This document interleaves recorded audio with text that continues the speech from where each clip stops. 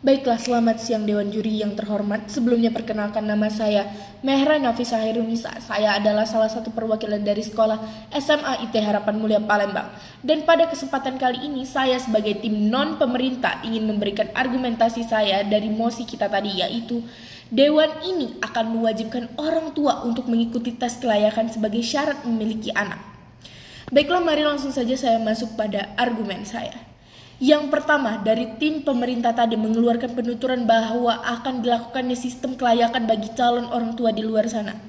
Yang pertama, begini Dewan Juri sekalian, kita tidak dapat mengetes hal seperti ini karena hal seperti ini saya anggap tidak masuk akal untuk dijadikan tes.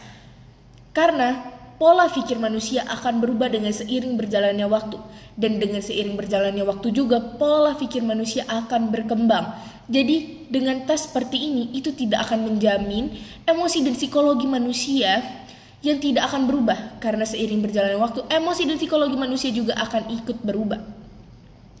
Lalu apakah tes ini akan ada tolak ukurnya? Itu pertanyaan yang muncul di otak saya ketika mendengar mosi perdebatan kita kali ini. Dan menjadi tanda tanya besar jikalaupun ada, apa yang akan menjadi tolak ukur tersebut?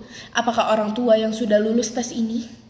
Saya rasa jikalaupun pemerintah menjadikan orang tua yang sudah lulus tes menjadi contoh orang tua yang belum lulus, saya rasa itu tidak akan efektif karena yang pertama, orang tua yang lulus tes pun bisa berubah dengan seiring berjalannya waktu. Pola pikir mereka akan ikut berubah, cara mendidik mereka akan ikut berubah. Karena semakin dewasa kita, semakin dewasa pula pola pikir kita. Lalu selanjutnya, bagaimana jikalau ada kasus hamil di luar nikah? Bagaimana cara pemerintah mengatasi hal tersebut? Sebagai contoh, kasus hamil di luar nikah yang merajalela di Indonesia, yaitu siswi di Ponorogo yang dikabarkan hamil.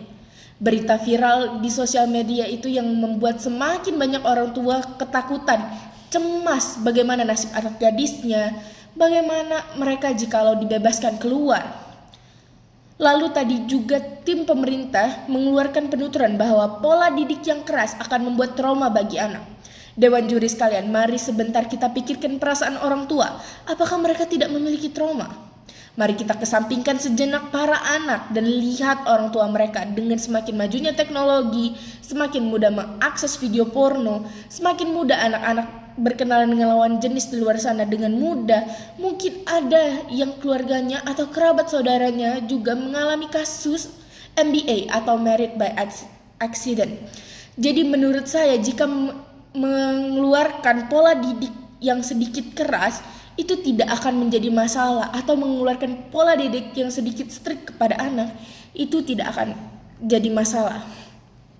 Lalu Dewan Juri sekalian, tadi tim pemerintah juga berkata, kami juga akan mewajibkan para orang tua mengikuti tes kelayakan. Begini Dewan Juri sekalian, menurut saya jikalaupun diwajibkan dan setelah dinyatakan lulus pun, apakah orang tua tidak akan mengalami depresi saat mengasuh anak? Contohnya ketika mereka sedang mengalami masalah di kerjaan, di keluarga, di dalam rumah tangganya sendiri. Mungkin secara tidak disengaja mereka akan membentak anak mereka. Jadi tes kelayakan ini tidak akan berpengaruh sepenuhnya. Lalu jika hasil tes yang keluar dinyatakan tidak lulus, apakah orang tua berdiam diri selama waktu yang ditentukan? Sedangkan Dewan Juri sekalian, memiliki anak adalah hak setiap orang tua. Setiap orang yang menikah, yang perlu menjadi fokus pemerintah adalah sosialisasi yang merata terhadap semua lapisan masyarakat mengenai pola asuh anak dan keluarga, sehingga dapat menjangkau setiap insan yang baik sekarang maupun nanti, yang akan menjadi orang tua telah memiliki ilmu yang memadai. Dan orang yang sudah dinyatakan layak memiliki anak belum tentu berhasil mendidik anaknya, karena sebenarnya mendidik dan mengasuh anak adalah pelajaran seumur hidup. Sehingga dapat saya katakan tes kelayakan seperti ini tidak efektif apabila dilaksanakan dengan niat untuk meminimalisir pola asuh anak yang salah. Dewan Juri sekalian, dengan ini saya dengan percaya diri menyatakan bahwa tes kelayakan ini tidak sepenuhnya efektif. Yang perlu pemerintah tekankan di sini adalah melakukan edukasi tentang seks, pernikahan, keutuhan keluarga, dan ekonomi dalam keluarga sebagai salah satu cara pemerintah membantu keberhasilan orang tua dan calon orang tua dalam mendidik anak. Baiklah Dewan Juri sekalian, mungkin itu saja dari saya. Maaf bila ada salah kata. Sekian dan terima kasih.